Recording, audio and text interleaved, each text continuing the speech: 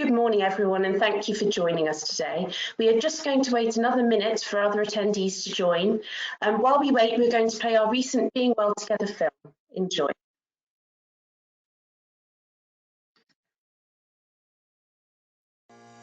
Interested in your organisation's well-being, but not sure where to start or how your existing well-being offering is working? British Safety Council has worked with experts to create well-being solutions suitable for organisations at any stage, including our unique Being Well Together programme, the integrated solution for your health, safety and well-being needs. Our research indicates that only 49% of companies have a written well-being strategy, and of those, most don't measure effectiveness. Our solutions help you identify gaps in well-being provision, providing clear guidance on how to address them.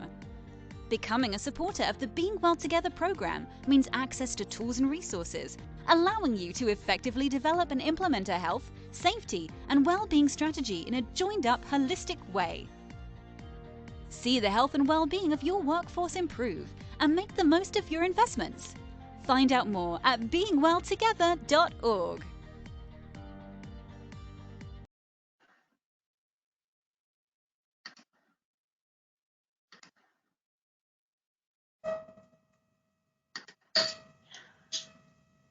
Good morning, everybody, and welcome to our webinar entitled How Relevant is Wellbeing in Health and Safety Management? My name is Natalie Burns-Spence and I work for British Safety Council and our Being Well Together programme, and I will be taking you through the event this morning.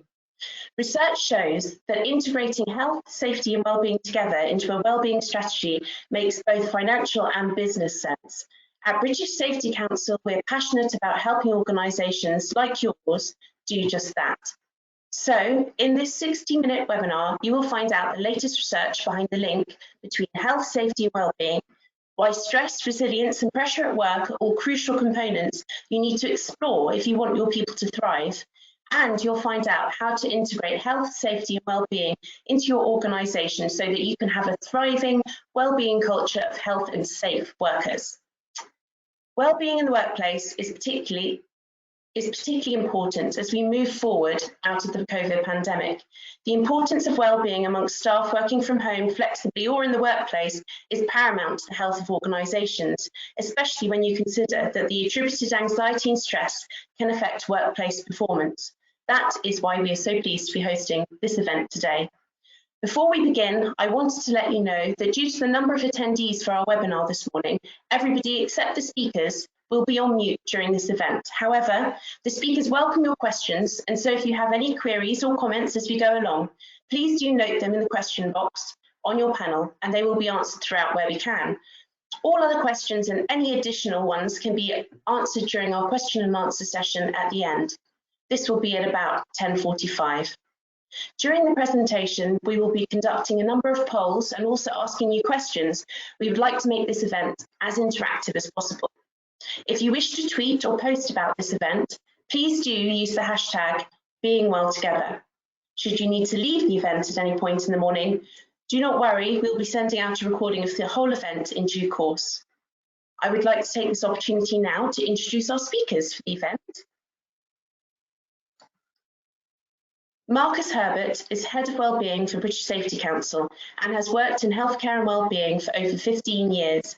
Having worked in the past as a physiologist, personal trainer and sports scientist, Marcus has transcended his knowledge of personal wellbeing into the workplace and has previously presented on topics such as resilience, the science of stress and using data to inform wellbeing strategy.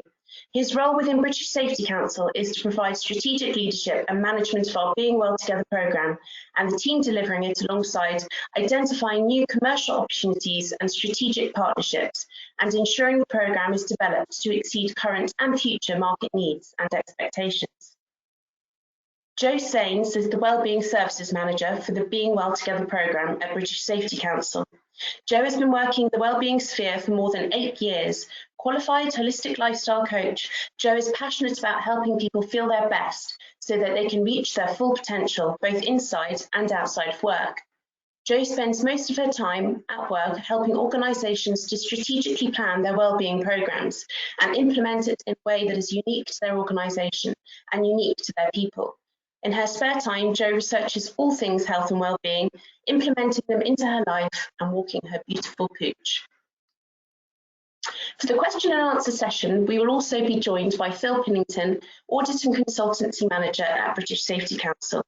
Phil is a health and safety practitioner with over 17 years' experience within a variety of business sectors operating across the UK, starting with downstream fuels through logistics and social care, finally as Director of Health and Safety at the Glass and Glazing Federation, the international trade body for the glazing industry.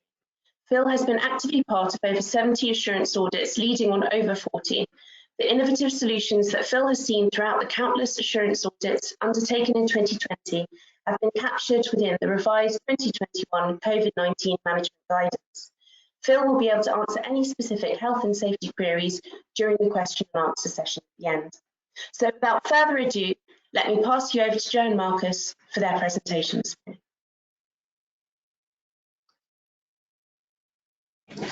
Thanks, Natalie. Welcome, everyone. It's great to see you here this morning. So we're really pleased that you've joined us. Welcome. As Natalie said, this is going to be a really interactive session with polls and opportunities for you to type in your answers in the chat. So get your fingers ready and get involved. Over the next hour, we're going to be discussing what is well-being. We're going to be discussing the link between health, safety and well-being, the strategic approach to well-being, and we're going to explore stress and resilience. So before we get into the nitty-gritties, we thought it would be sensible to start with some basic definitions so we're all coming from the same starting point. So let's start with health. According to the World Health Organization, health is a state of complete physical, mental and social well-being, and not merely the absence of disease or infirmity. The dictionary definition of safety is freedom from the occurrence of risk of injury, danger or loss. So what about health and safety? So health and safety is about stopping you getting hurt at work or ill through work, according to the Health and Safety Executive. And finally, we at British Safety Council define well-being as an individual's ongoing state which enables a person to thrive. But of course, well-being is in fact a lot more than that, and it can be split into separate components. We know that all of these components matter. So when we're thinking of health, we're talking about physical health, physical safety and mental health. Over 11 million days are lost at work a year because of stress in work. And in fact, we're going to look at the physiology of some of this later on with Marcus. We know that good work is good for us, and it of course directly correlates with our well-being. Are we promoting ethical standards, and are we being fully inclusive in our workplace? As Kerry Cooper points out, for almost everyone, being at work involves some level of interaction with people. The quality of these interactions and the extent to which they're supportive and rewarding is an important ingredient in how we feel at work.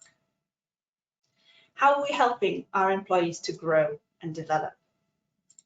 Are we and our employees getting enough physical activity, or are we stuck at our desks, eating at our computers and barely moving from 8 AM till 6 PM? And finally, arguably, there's never been a more important time than now to start talking about financial well-being. In fact, we've actually had a big increase in financial well-being inquiries just over the last couple of weeks.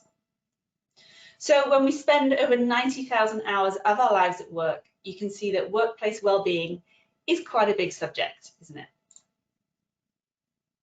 Here's just some of the research behind how our health is affecting us.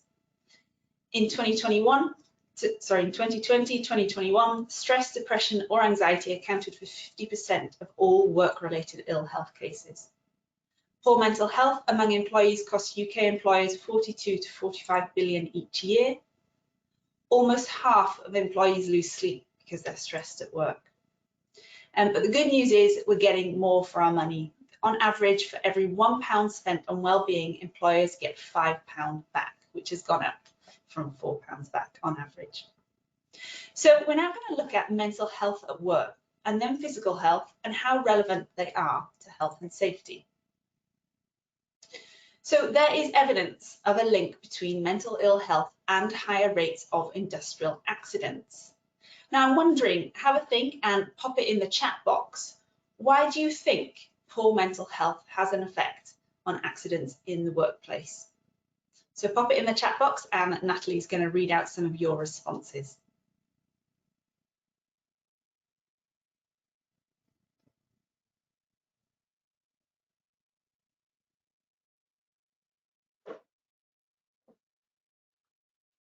Just to let everyone know, there's just a very tiny lag on this, so sometimes it takes a while. Here we go. Lack of focus, Lynette has said. Lack of concentration, someone else has said, Karen.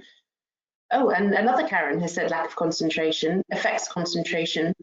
Individuals may not be as focused, apathy, distracted, being overworked, lack of concentration, poor concentration, distracted, distraction. Mental ill health causes distraction, lack of concentration, inability to concentrate, too many responsibilities, human factors causing accidents, reduced well-being often results in slower reaction times. If you're depressed, you may not have your mind on the job, lack of sleep, distractions from procedures, too tired, fatigued, physical impact, mind elsewhere, lack of confidence, suicide at work, someone's written lack of motivation, lack of sleep, tiredness, I mean, feeling overwhelmed, loss of memory. Brilliant. Gosh, everyone there are brilliant responses here. Thank you, everyone. And they're whizzing past here. Physical sickness, afraid to speak out over health and safety concerns we have here. In extreme cases, work-related depression means you just don't care, fear of speaking up,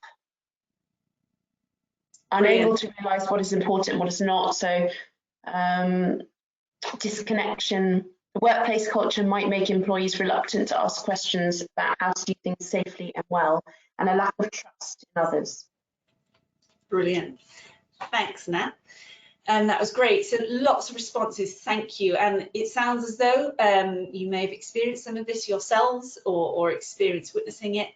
And your answers are indeed what the research is saying, of course. So poor mental health can create a distraction. Lots of people mentioned distraction there. Stress can cause an actual diminished ability to control thoughts and actions. Poor mental health can impact sleep. Poor mental health can lead to drug use, alcohol, etc. And of course, suicide in the workplace. People who are stressed, anxious or depressed are more likely to be distracted by thoughts and find it harder to focus on a task, which is what many of you said through your responses. So thank you for that. So poor physical health increases the risk of accidents at work. Again, get your fingers ready. What might be the reasons for this? Type it in the chat box. Why do you think poor physical health increases the risk of accidents at work?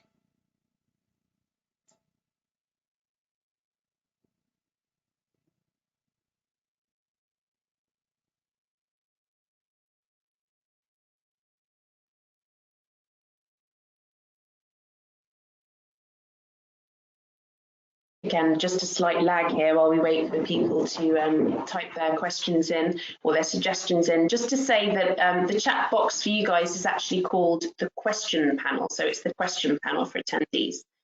We have both the chat function and the question panel on our side of the webinar, but you have, oh, okay, let's go quickly. Lower mobility affects mental health. Lack of time off sometimes causes imbalance in work, exhaustion, mobility, decreased mobility, lack of OH support to put in place reasonable adjustments for workers, inability to conduct a task. Poor physical health leads directly to poor mental health, more prone to muscular issues, fatigue, lack of concentration and focus, physical health, lack of mobility, less able to do the job effectively, lack of concentration, distraction, could increase tiredness, which would diminish concentration, lack of site operation procedure, lack of agility and mobility. Physical health improves mental resilience, poor fitness leading to poor mobility, hard for people to use the safe method, more tempted to take shortcuts, less awareness, self-medicating, don't want to face up to issues and avoiding them, too heavy to work at height, SWL, poor mobility, age and overexertion. People may be unwilling to report illness for fear of reduced pay over time and so may try to work through it. Lack of control measures, not able to carry out the role you're required to do because you cause accidents to yourself. Lack of stamina, poor physical health reduces ability to carry out regular tasks safely, fatigue and impact on concentration, and a lack of clear fit to work results in individuals being poorly recruited and selected for their roles. A loss of physical health causes stress, affects sleep, causing tiredness and affecting concentration. Asthma could make you too tired to perform a task. Medication dependency, workforce by manager, and poor diet and eating habits. Brilliant, thank you. Yeah, I mean, there are more. No, thank you, everyone. Great. It's a brilliant response. Brilliant, thank you, everyone. That was brilliant. Lots of different answers then, and really wide variety. So thank you for that.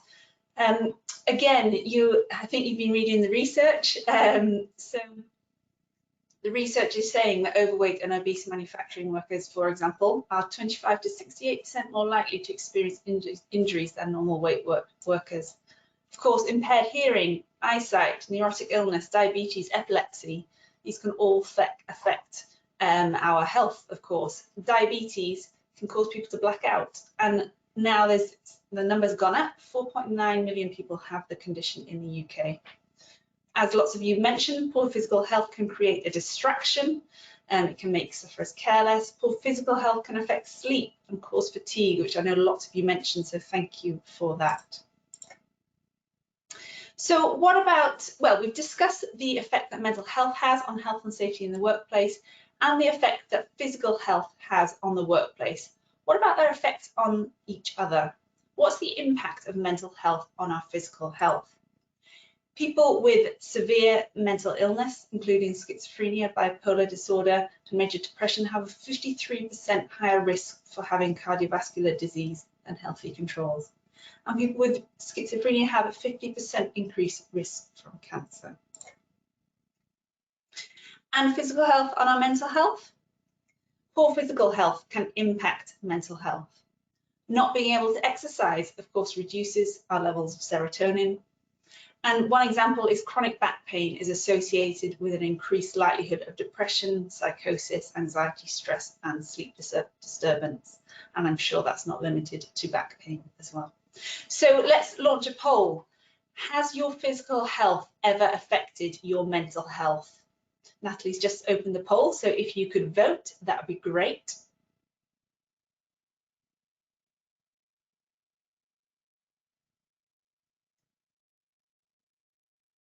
We'll just leave it for 30 more seconds, and then Natalie, if you could read the poll results, that would be brilliant.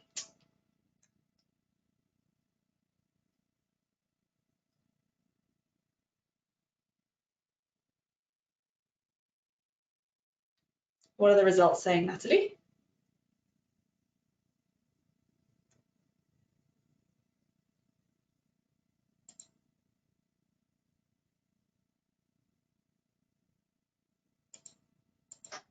So those results were 86% said yes, physical health has affected their mental health, and 14% said no.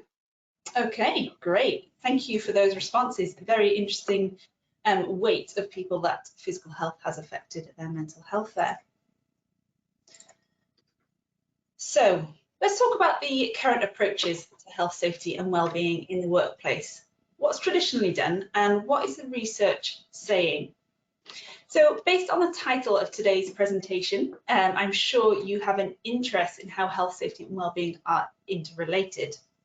So we're going to launch another poll now, and the question is, for those of you that have responsibility for well-being, safety or health in your organisation, do you find that those components are tackled together, in tandem or in isolation? So if you could answer that poll now, that'd be really interesting to see where we're sort of at the moment.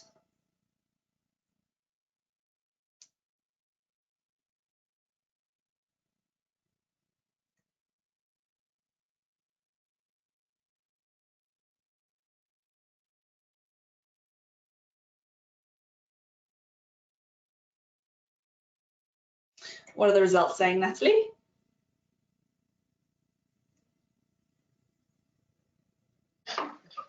We have 29% of the respondents saying that the organisation tackles health, safety and wellbeing in tandem, 62% in isolation, and 10% are not sure.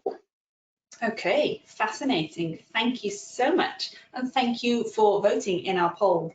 So as sort of Natalie's just described, it sounds like quite a lot of people are treating these subjects in isolation. And that's not unusual. In fact, that's normal at the moment, because the traditional focus of occupational health and safety professionals has been health and safety.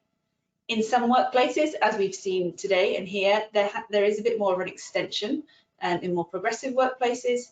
But in many places, safety programs and wellbeing programs have been kept far apart from each other. And departments have also been separated as well. So safety is something that's generally obvious to us, but sometimes wellbeing isn't so obvious. But they both have implications to this healthy workplace framework and model.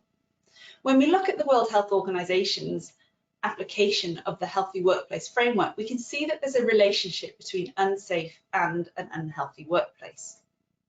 We're going to talk through two circumstances where unsafe workplaces, the effect that it has on employees. These two sort of examples that I'm going to give might not be applicable to all workplaces, but I wonder if you might be able to imagine yourself, a friend, a family member, or a colleague in either of these situations. So imagine you're a factory worker. Sales have gone through the roof. Your organisation doesn't want to hire more staff. Instead, they want staff to be more efficient, of course. As a very competent and diligent worker, you already work really hard and are very effective and proficient at what you do. So this news that you need to work harder and more efficient stresses you out. You start trying to work harder, but actually what you're doing is getting more stress in an attempt to start taking shortcuts. You don't put your gloves on, as it saves you maybe 3 seconds. You have this thing going on in your head, they don't care about me anyway. What's the point? You know, I've never really needed gloves until now. So you go about your usual job without gloves. What happens? You burn both your hands, 3rd-degree burns, which you would not have done if you weren't stressed, if you weren't rushing, and if you'd had your gloves on. You take 3 weeks off of work, they get agency staff to cover you. There's a 3-day delay in this, and the staff member takes 2 days to get inducted. Your organisation loses your labour for a week, in addition to paying your sick pay. You return to work earlier than advised by your doctor because you need the money.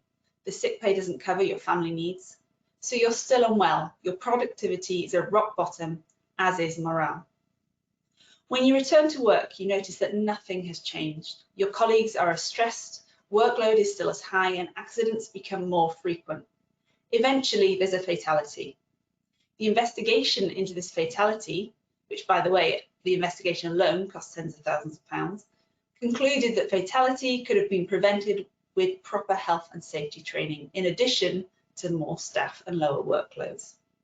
By this time, the whole cost of the situation has an unimaginable amount to it, and it could have been negated if your organisation had taken seriously its obligation to provide a healthy and safe workplace. Or perhaps a more familiar version for those of us on this call might be a bit more applicable. So imagine you're a project manager, a line manager. Your organisation hasn't listened to its employees complaining of high workload over the last year or so. Workloads are through the roof, so are stress levels. Whenever you speak to your colleague, the first thing that you hear is, "I'm busy, I'm exhausted, I'm tired." The only way that you can cope with the stress of work is with 3 glasses of red wine in an evening. It calms you down and it sends you off to sleep quicker than you would without it. After 3 months of this, you notice a weight increase. Your mood and quality of life decreases. You go to the doctors and you get diagnosed with type 2 diabetes and depression. Both of these stories outline how unsafe and unhealthy workplaces can have an effect on employees.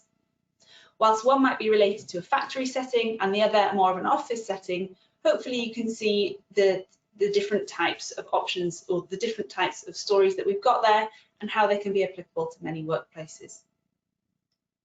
Often what we see is that organisations try and avoid investing in opportunities to help their staff be well, as it's seen as an optional extra. As the World Health Organization says, though, most private sector enterprises are in business to make money. Non-profit organisations and institutions are in business to be successful at achieving their missions.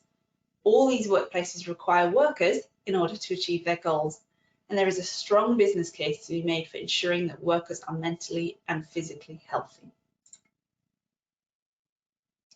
So it's not just the World Health Organization that are advising to integrate or to think about creating healthy and safe workplaces. There's research from the Campbell Institute, research from the Harvard Chan School of Public Health, and more. So research increasingly shows that compared to traditional programs, an integrated approach can lead to healthier and safer employees, as well as improving operating and financial outcomes for employers. Overall, evidence from 32 intervention studies included in the review demonstrated the possible impact of integrated approaches on worker health and safety outcomes. And a more multifaceted approach to worker well-being can lead to sustainable and even increased employee health. So, what are we doing about it? Well, over the years, we've noticed that many organisations treat health and safety and well-being in isolation, as separate specialist subjects. But as we've learned just now in the last 20 minutes, they are completely interlinked and relevant to one another. So we've been working in health and safety for the last 60 years. What we've done is we've taken our learning from this and we're applying it to well-being to create a joined-up approach to health, safety and well-being. Our Being Well Together programme includes an organisation assessment tool, an employee survey, and all of the resources cover all of the aspects of health, safety and well-being. Our 5-star wellbeing audit fully covers health, safety and well-being. Indeed, of the 213 detailed questions in section 2 of the specification, 117 cover traditional health and safety aspects. So our programme approach all comes together to form 10 simple steps. We help organisations to fully learn and understand and discover the most successful steps for a successful and sustainable health and wellbeing programme. We've got to assess your requirements. Where are you at as an organisation and what do your employees think of the provision that you currently have or not? Then we look to evaluate that data. Where are the gaps? What's going well? What isn't going well? And then create a plan from that data. We make sure that we've got commitment and competence from leadership across the board. And then we can implement measures that are specific to your organisation based on your data. From that, we get engagement from staff. It becomes more sustainable as people get more bought in and excited about actually looking after their well-being and their health and safety. And then what we do is we measure, evaluate and benchmark what's gone well out of the interventions that we've put together and what needs improvement. How can we as an organisation continue to move forward and improve the health, safety and well-being of our employees? And then we can get recognised for it. We can shout out and tell everyone how great we're looking after our employees because we care about their health, safety and well-being. So I'm wondering, we've got another poll. Where do you think well-being sits within your corporate objectives at the moment? Is it on top of the agenda? Is it sort of somewhere sort of medium, or is it quite low on the agenda at the moment? It'd be really interesting to see what your organisation is looking like at the moment.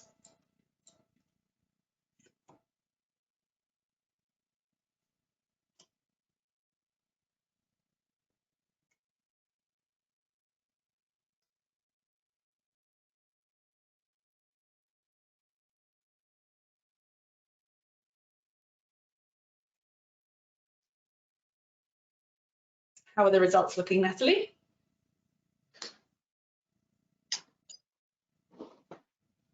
So the results are in. Where do you think wellbeing sits within your corporate objectives? So 24% said it sits as a top objective within their organisation. 50% said that it was more like a medium objective, and 26% who answered the poll said it's a low objective for their organisation. Okay, thank you for your answers, everyone. Thank you so much. So, as you've probably gathered by now, here at British Safety Council, we believe that health, safety and wellbeing is of utmost strategic importance.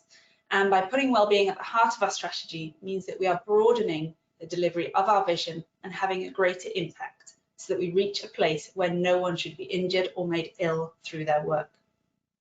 So now we've looked at the importance of health, safety and wellbeing in the workplace and how mental health and physical health can have an impact on each other and on health and safety. Now I'm going to explore some of the physiology and science behind stress and resilience and what we can do to improve our resilience. In this next part of the session, I believe it's going to be of benefit to both you as an individual, and I'm sure it will be of benefit to your teams too, so you can share with them afterwards.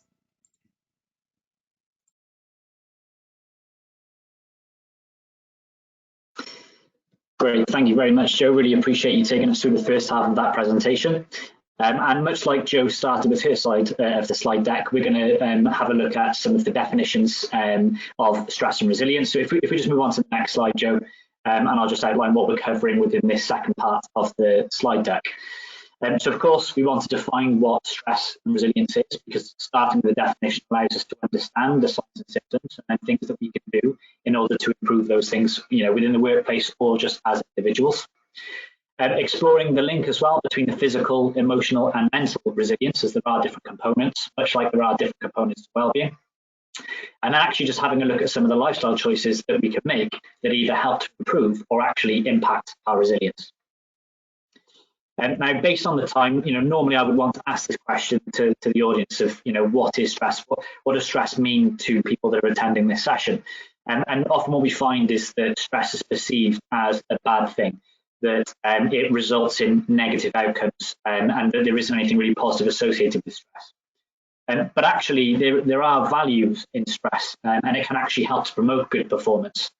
But when we're talking about stress, what I wanted to do is start with the definition from what is often called the godfather of stress, which is Hans Selye. He defined it as the non-specific response of the body to any demand for change. Now, if I take you back to the research that Hans was actually doing to establish this, he was actually just looking at the different impact that medications have on rats. And was finding that overexposure to the medication was resulting in things like ulcers on the stomach, increased weight gain, or changes in food habits. But what he was finding was that the outcome to each of the medications was the same, regardless of what the overexposure was. So then started to notice, okay, well, if there's a pattern between different medications, what about if I expose these rats to other extreme circumstances, like extreme cold or extreme heat? And was finding that, again, the outcomes of those overexposures were the same. Things like ulcers on the stomach, weight gain, and kind of stress-related, what he later found, outcomes. So what we then realized was that stress is actually something that, regardless of what the stressor is, the body's response to it is the same if the exposure continues without the resilience. But also something that I want to introduce when we're talking about stress is that it is very closely related to our perception. I've just received a note that my microphone sound is dipping a little bit, so hopefully that is just momentary lapses in my Wi-Fi connection. I'll try to slow down my speech as well, just to make sure that not too much is missed. So yeah, when we're talking about stress, it's very closely related to our perception. And so I've popped in here that a person experiences stress when a perceived demand exceeds their perceived coping abilities. And an example that I like to use with this is if we take roller coasters. Now, let's imagine that Joe absolutely loves roller coasters. I, however, cannot stand them. If we went onto a roller coaster together, Joe's probably going to have an amazing time, laughing, screaming, enjoying herself. Whereas I'll be petrified, holding on for dear life, thinking that something's going to break and malfunction, and I'm going to end up being hurt. So the stressor of the roller coaster itself remains consistent, but our perception of that stressor differs because of multiple factors. But just the fact that our perception differs means that we have a different response to that stimuli. So now we've explored a little bit around about stress. We're now going to move on to resilience, because ultimately resilience is the counter to stress. And like I was saying in the previous slide, that not all stress is bad. Stress is actually something that can produce performance. And, you know, if we take something like a 100-meter sprinter, for example, when they're standing at the start line, waiting for that start gun to shoot, they're going to be in a kind of stress state, in a high alert state, ready to perform. So that when that gun does go off, they're able to perform at their best ability in that situation. But if they were always in that constant state of fight or flight, then, and without the ability to recover and have the resilience, that's when it can start to become problematic. And that's when we can start to see increases in incidents within the workplace. So you can see how we're connecting the dots with this messaging to the first part of the presentation. So looking at resilience, ultimately resilience is just the capacity to prepare for, recover from, and then also adapt to any kind of change, adversity, or stress. So resilience isn't just being able to recover from a stressful situation. It's actually what we do to lead up to possible stressful situations, and then what we do to adapt to whatever that stressor was.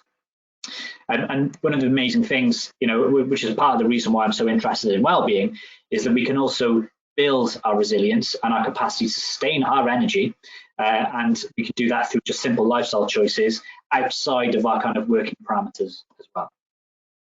So we move on to the next slide, please.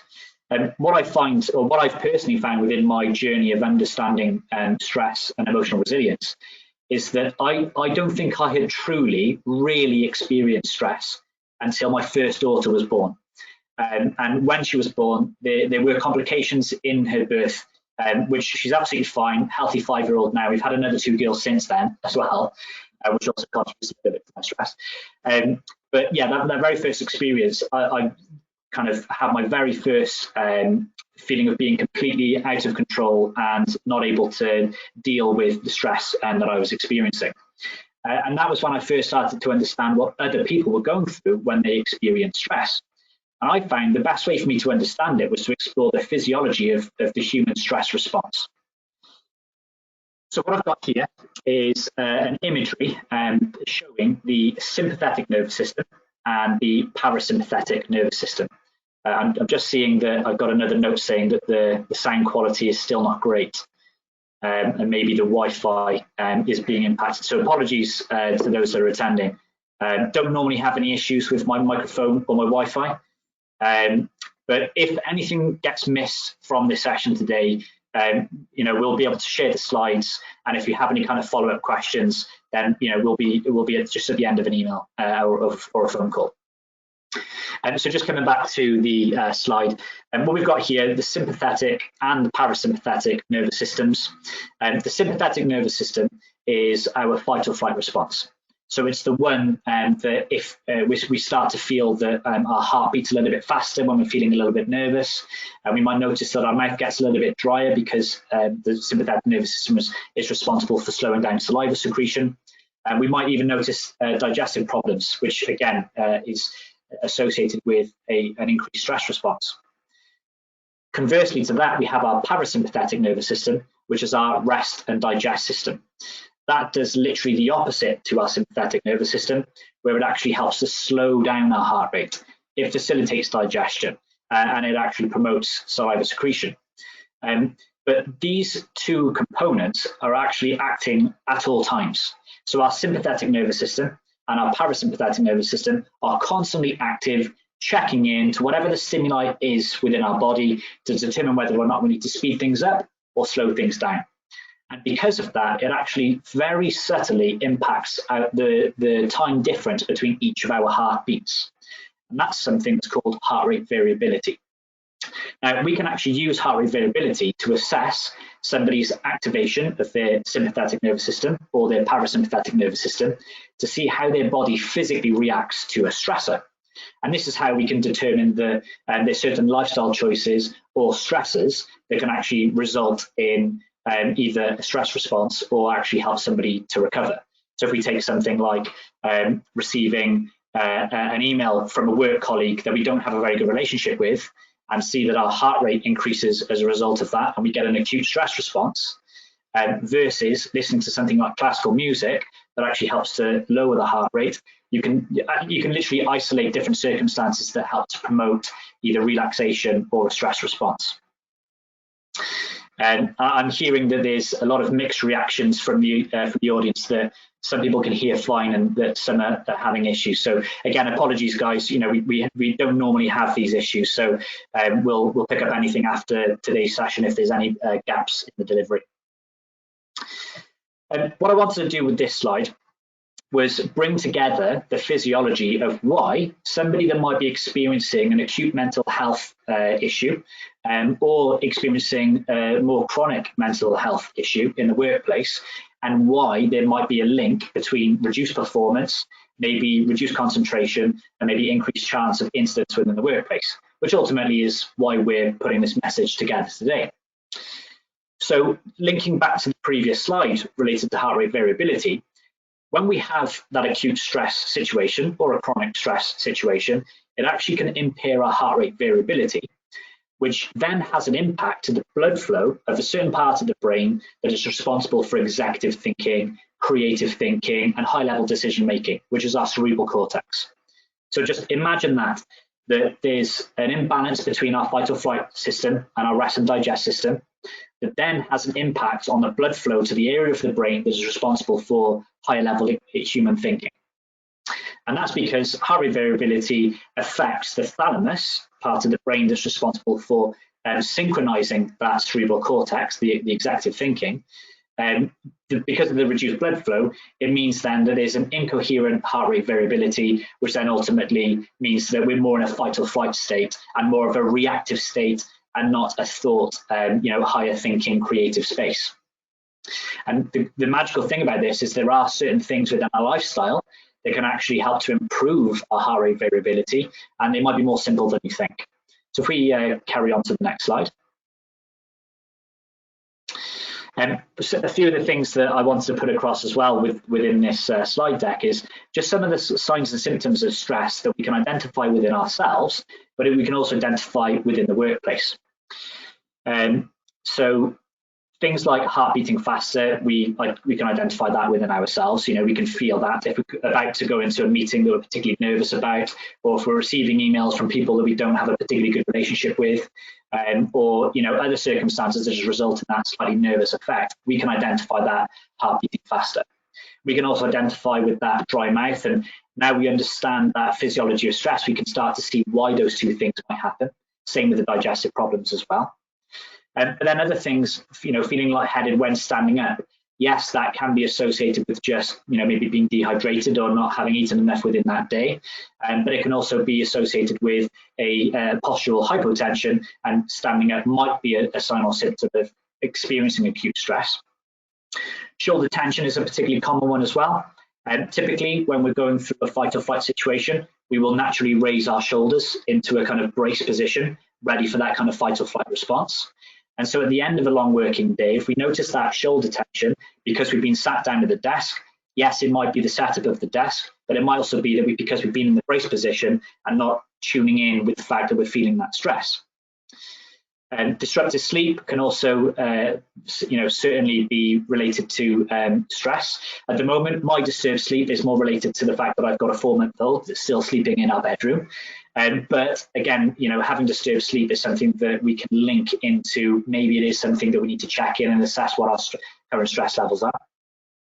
Erratic behavior, very closely linked with the previous slide about that blood flow to the cerebral cortex and the higher level thinking brain. When we don't have that increased blood flow and access to our human, executive thought processes, we are more susceptible to things like road rage, lapses in concentration. A lot of the things that people were actually putting into the comments as to why mental ill health can have an impact on safety within the workplace. And then, of course, turning to things like alcohol, or even drugs to cope with stress, of course, is going to be a sign of stress. Moving into the other stresses that are simply just lifestyle choices. If we move on to the next slide, we'll get straight into it, just conscious of time. And all of the factors that I put onto the screen here are all things that will increase our fight or flight response, increase that activity of the sympathetic nervous system, which means it's more difficult then for our rest and digest system to support recovery. Now, rather than going through each of these individually, I'm just going to pick out one or two of them. One of them I'll pick out as being excess caffeine. So I think it's commonplace within certainly British culture to have a cup of tea in order to relax. But actually just normal kind of English tea does contain caffeine. And if we have a number of stresses that are happening within that day, work related, personal related, whatever it may be, if we have stresses occurring, and then we also consume excess amount of caffeine, which anything over 300 milligrams of caffeine, and 1 cup of tea contains about 75 to 100 milligrams of caffeine. Anything over 300 within a given day might actually increase the activity of that sympathetic nervous system and make it more difficult for us to go into that rest and relax state. And so opting for caffeine-free naturally teas rather than decaf teas might be a simple thing that we can explore just to decrease the activity of that sympathetic nervous system. Another thing that I'm just going to refer to before we move on to the next slide is insufficient breaks at work. So certainly, I've spent a lot of my time over the last 2.5 years working from home, which means that it's very easy for me to maybe go and get a cup of tea, get my lunch, sit back at my desk, read through a few emails, maybe have a look at a bit of research whilst I'm eating and whilst I'm drinking a cup of tea. But that just simply doesn't give my parasympathetic nervous system an opportunity to focus on digestion and also decrease my sympathetic nervous system. So taking an active break away from work to allow digestion to occur is also something that can really have an impact on our resilience. So moving on to the next few slides, again, just conscious of time. Some of the lifestyle choices that we can make in order to further help manage our pressure. If we move on to the next slide, we'll explore some of these. One of them is quite simply making an active choice to improve our sleep quality. And I'll just talk about the physiology as to why this is the case, and then we'll move on to how we can do that. So what we've got here is on the left-hand side of the slide, you can see a brain scan looking at the activity of something called the amygdala within our brain. Now, the amygdala is very closely associated with our response to fear. So if somebody was to jump out at me and make me jump, my amygdala will immediately react. It will switch on the fight or flight response, and I'll probably jump, and react without any kind of executive thought process. What research has found is that a good quality of sleep allows there to be a good connection between our prefrontal cortex and our amygdala, so that I can react to that stressor, understand, no, it's just my 5-year-old daughter jumping out on me again, and then I don't have an extended stress response. If, however, I have a deprived sleep quality, looking down onto the image in the bottom left, again, a brain scan looking at somebody that's sleep deprived, you can see the activation of their amygdala is much more, which then results in a dropped connection between that prefrontal cortex, the higher thinking part of the brain, and the amygdala, which results in the amygdala being more activated, which means that when I have that fight or flight response, it takes a lot longer for me to register that this actually isn't a stressor, and I don't need to be fearful of my 5-year-old daughter jumping out at me. So if we move on to the next slide, we'll just explore what are some of the things that we could do to actually improve our sleep quality in order to improve our resilience, and therefore improve our response to stress, and therefore maybe reduce incidents within the workplace. And what I've got here is just a very simple diagram of the different stages of the sleep cycle. And what I want to really focus on is just the very last stage there, non-rapid eye movement stage 4. This is where we have delta brainwave activity, and it's the deep sleep. It's the most effective part of our overall sleep physiology, where all of the kind of magic occurs of recovery, blood pressure being reset, blood sugar improves as well. And what I just want to specifically refer to is that any kind of caffeine intake after 12 o'clock midday, or alcohol consumption in the evening before bedtime, or experiencing stress in the lead up to bedtime. So I'm thinking the bedtime routine with my 3 girls probably contributes a little bit to the stress response. All of these factors will prevent the ability to tap into that deep sleep and delta wave activity, which then results in the following day an increase in the activity of the amygdala, which makes it more difficult then to respond to stresses as the day goes on. So it's a bit of a negative spiral of effects then. So rather than trying to address my stress, if I look to improve my sleep quality and through whatever control that I can have, then I'm more likely to improve my sleep quality and therefore improve my stress response in the following day. So move on to the next slide, please. Here we're looking at the benefits of doing exercise or movement on both our physical health, because we've talked about physical health and the impact on health and safety, but also our cognitive health, because again, we've looked at how mental ill health can have an impact on safety in the workplace. And again, just conscious of time, because we want to make sure we've got some time for our panel discussion at the end, I'll just pick out some of the key components here that is just aligning to what everybody already knows, that doing physical exercise or movement benefits both our physical health and our mental health. But let me just look at the first one under the physical health heading, managing our hormones. So as part of our stress response, as part of our sympathetic nervous system activity, we have something called the adrenal gland, which is responsible for releasing cortisol, which is often referred to as the stress hormone, but ultimately it's just a pathway to getting energy to react to the stressor. But that amygdala, sorry, not the amygdala, that adrenal gland secreting cortisol, whenever it secretes cortisol, it's not then able to secrete DHEA or dihydroepiandrosterone, which is a really potent hormone that boosts our immune system. So if we're constantly going through cycles of stress without any form of recovery and restoration, we don't get that natural release then of DHEA, which means that our whole immune system is impaired just because of our active ongoing stress responses and our lack of recovery. But what we've found is that doing exercise, even without addressing all the kind of stresses, just doing exercise actually helps to promote a better balance of those hormones of cortisol and DHEA, which again contributes then to an improved response to stress. Another one that I'll just pick out, because I linked into the kind of brace position and raising our shoulders, is that again, just doing exercise, no matter what that exercise is, can actually help to reduce muscular tension, which when we're talking about the shoulders and neck, and thinking about MSK being a significant issue within the wider workplace and reasons for absence within the workplace, just doing any kind of exercise, no matter how specific it is, increases the blood flow to all muscles and therefore can help to reduce tension within those key areas. Moving on to cognitive health. Yeah, sorry, Joe, thanks for just staying onto that slide. I'll pick out one component from the cognitive health, which is the increased mental alertness. So again, just by doing exercise or movement, no matter how intense it is or how often it is, just doing a little bit each week can actually help to increase that blood flow to that cerebral cortex, that area that's the high level thinking brain, and result then in cortical facilitation, which allows us then to be able to process thoughts a little bit better. So just doing exercise can help to increase that mental alertness and then hopefully decrease incidents within the workplace. And of course, there are optimal ways to exercise, but actually what we're talking about is just doing something. And then lastly, talking about emotional regulation, what I wanted to do is just introduce the physiology of the benefits of mindfulness, which of course is not meditation. But just mindfulness alone, even just performing it over an 8-week period, has actually been found to increase densities in areas of the brain that are responsible for not just learning and memory processes, but emotional regulation.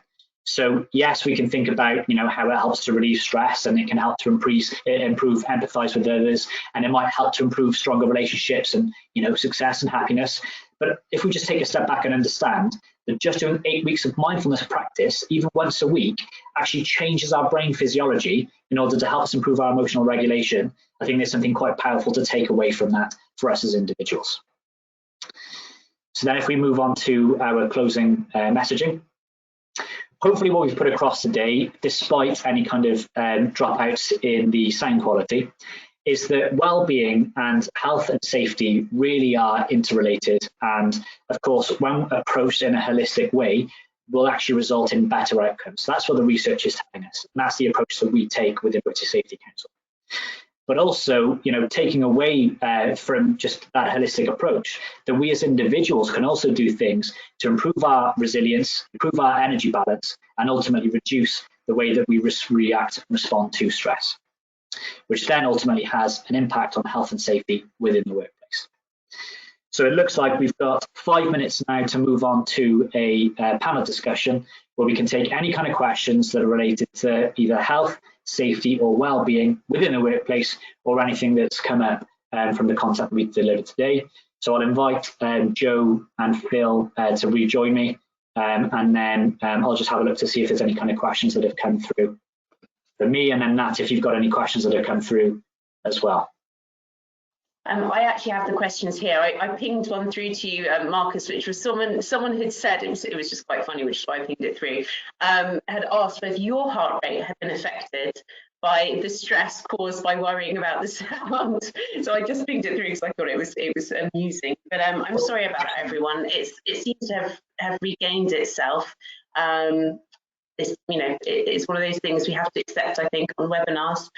So without further ado, let's move on to some questions. So the first one is from Caroline. She says, I work in the construction industry in a male-dominated arena. Despite a disproportionate rate of mental health issues and suicides, 2 construction workers per day, well-being is seen as a waste of time or namby-pamby, despite our very best efforts and implementing a well-being programme. How can we get these workers to buy in and see the importance of well-being in the workplace and indeed their personal lives? Maybe that one could go to Jo. Hi, did you say it's Caroline? Yes. Yes, great question, Caroline, and it's one that we get a lot of. How do we get engagement into our wellbeing programme so that it's successful and sustainable, and also so that it actually helps the wellbeing of our staff? And for us, it comes back to this data piece, is finding out what it is that both your organisation needs from a health, safety and wellbeing perspective, but also what your employees need. What do your workers need and want from their workplace from a health, safety and wellbeing perspective? Once we find that out, and then we can implement, might not be all straight away, but at least some of the things that they need, and then you'll start to see an increased response and increased engagement, because they can say, oh, they listen to what I said and they care about what I'm saying. I now trust them a little bit more, and then they'll engage more and more and more over the time. And actually all the research is saying that to get full benefits from wellbeing programs, they need to be, or interventions, they need to be going for 3 years, because, and one of the reasons behind it is this engagement issue. You're not going to get engagement straight away tomorrow just from doing one thing. It's going to be, it's about whole cultural change. Thank you, Jo. And the next one I'm going to direct to Phil. So Jane says, in audits you've conducted, what is the most common wellbeing related factor you've come across which affects the safety of a workforce? Oh, interesting. Most organisations will have a recognition of wellbeing as important and part and parcel of how they manage safety. So, for example, you will get the employee assistance program, which is sort of is, if you like, an underlying tenet. But what there tends to happen is an increase in collaboration is what I've certainly seen more recently. There's an awareness that actually employers can't do this on their own. They require their employees to take an active part in how well-being is going to help the organisation improve. So I guess really it's a mixed bag, if I'm honest. But what I have noticed is there's more of a recognition that just a one size does not necessarily fit all. So understanding what the organisation's needs are in relation to their people piece is pretty critical to being successful in starting those first couple of steps. I think it's fair to say that everybody's on a journey. Some are slightly ahead, which is great to see, but that's taken a lot of time and effort and a couple of false starts, to be fair, because not everybody's going to be confident that their first solution is the best. Hopefully that answers the question. I think it does. In fact, we've got more questions coming in now, and I'm not entirely sure we're going to have time to cover them all. So we also have, someone has said the employer has a legal obligation to reduce the stress of employees as set out in the Health and Safety at Work Act 1977. That in my mind should be the focus rather than talking about sort of individualised resilience. So how can you put across those kind of strategies to your team? Maybe for Marcus, that one. Yeah, great question. So yeah, completing a stress risk assessment, first of all, should be the kind of bare minimum, almost something that should inform part of the overall wider wellbeing strategy. And then quite often, which is traditionally the approach, is that a stress risk assessment is a reactive tool to a certain extent. It's asking the organisation what are the components that might be resulting in stress for them, and then addressing those actions that come through. But actually that task as a standalone should form part of the overall objective of putting together a wellbeing strategy, in addition to the more proactive things of helping to maybe teach about resilience, or understanding what the stresses are within the workplace, to then be able to change those stresses if there's scope to do so. So yeah, stress risk assessment should absolutely form part of the wider conversation, in addition, where possible, to proactive stuff. I think that's a great answer. And then one last it's sort of a question and an answer in itself, actually, but I will ask it anyway. How beneficial can a wellbeing programme really be if a business doesn't act to reduce the stresses it creates at work? And that's from Graham, and I think that's probably a very good point. I don't know, Joe, if you want to approach that quite briefly, and then we'll have to close, I'm afraid. I can see Marcus nodding there. I'm going to pass that over to Marcus. I think he's got a good answer. Well, actually, yeah, I was nodding there, just kind of excited that people are understanding the challenges that we do face. And something that we're actually putting together at the moment is a training program for wellbeing that is centred on training directors, wellbeing centred on training line managers, and wellbeing centred training on training for employees. What we find is typically when people think about wellbeing, they just think about the employees of the organisation. They often miss out that actually there's a need for line managers to understand the impact that they have on teams, but also the wellbeing challenges that they face. And then also from a director level, what does wellbeing look like within the workplace? And part of that is listening to the workforce, understanding what might cause stress within the workplace, and then addressing those stresses to help prevent them from coming up in the first place. That is something that would actually be kind of pulled out of doing a stress risk assessment. But just to, I guess, a kind of closing comment is that completing a stress risk assessment, finding out what the stresses are, putting an action plan in place, but then never actually following up on that action plan to see whether or not you're achieving anything, is often the mistake that we see. So benchmarking and then referring back to whether or not success has been achieved and adapting if it hasn't is something that we would really encourage, and something that we do as part of the Being Well Together programme. Brilliant, thank you, Marcus. Well, we're out of time, and we've had so many more interesting questions come through. They're still coming through as we speak. So what we might do is just put together a little post-webinar Q&A document, if that's okay, as we've run short of time. And lots of great feedback here as well, and questions about wellbeing packages. Well, do have a look at our survey. All that remains for me to do this morning really is say a really big thank you to our speakers this morning. Thank you, Marcus, Joe and Phil, and thank you to all of you for joining us and participating in this webinar. We hope you found the session useful and informative. As the webinar closes, there will be a short survey. We would really appreciate your feedback, because it really helps us put together our future webinars and improve them for you. It should take less than a minute. If you'd like to hear more about the Being Well Together programme, which we run for British Safety Council, you can also let us know within that survey, or you can go to the website, which is www.beingwelltogether.org. Again, a very big thank you to all our speakers this morning. Have a wonderful day, everyone. Thanks, everybody. Thank you.